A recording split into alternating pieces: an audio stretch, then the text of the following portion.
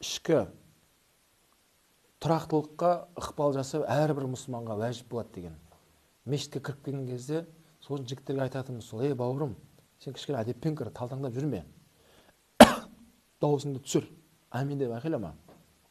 Өйткені біздің елімізде емес, бүткіл әлемде мұсылмандардың 70% ханафимен намаз оқып жатыр. 4 мұштақид ғалымның ішінде 3-еуінде аминді іштен айту сүннет.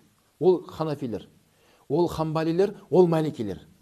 Шафидің өз 2 мазхабқа бөлінеді, соның бір бөлігі тағымнеға қосылады. Аминді іштен айту сүннет. Бұл біздің муфтияттың ойлап тапқан бір саясат емес қой. Аминді бәріміз айтамыз, бірақ іштен айтасың. Расул артынан тұрған Абу Бакр, Омарлар іштен айтатын еді ғой. Сен Омардан артық танисың ба Расулланы де? Олай емес қой. Бәрін кітапта жазылып тұр ғой оның бәрі. Сол үшін бауырым, сен келіп алып, нерде ғалымдар айтқан ішкі тұрақтылықты үлес қосу әрқайсыңа уәжіп болады деген да. Үйіңе барған кезде қалай оқысаң олай оқы. Микрофонды қосып қойып амин деп айқайлайсың ба? Қалай тұрасың олай тұр. Бірақ мына жерге келген кезде бұл нерге шаңыраққа қарау керек.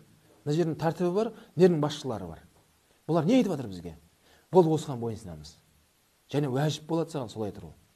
Демек, уәжіп пен сүннет келген кезде жігіттер сүннет тасталынады.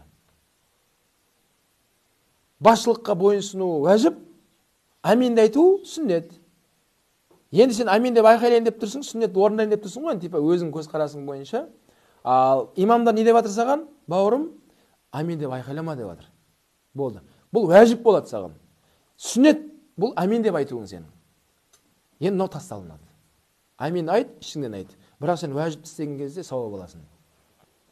Ал істемесең, онда Алла Құран кәрімде әл-фитна ашадду минал қатл деді, садақаллаху лазим. Фитна шығармаңдар. Фитна адам өлтіргеннен ауыр күнә болады, байқаңдар деді. Адамның қанын көтеру қандай ауыр күнә болса, адамның өлтіру.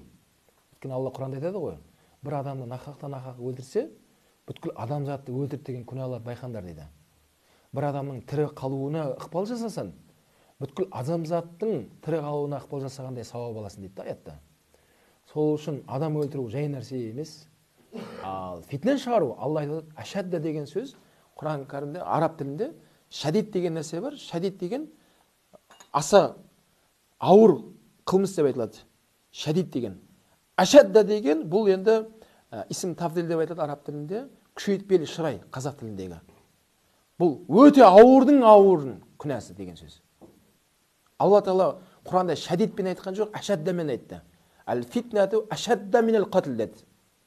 Яғни фитнен шығару адам өлтіргенде тым өте ауыр күнәнің күнәсі деп айтты.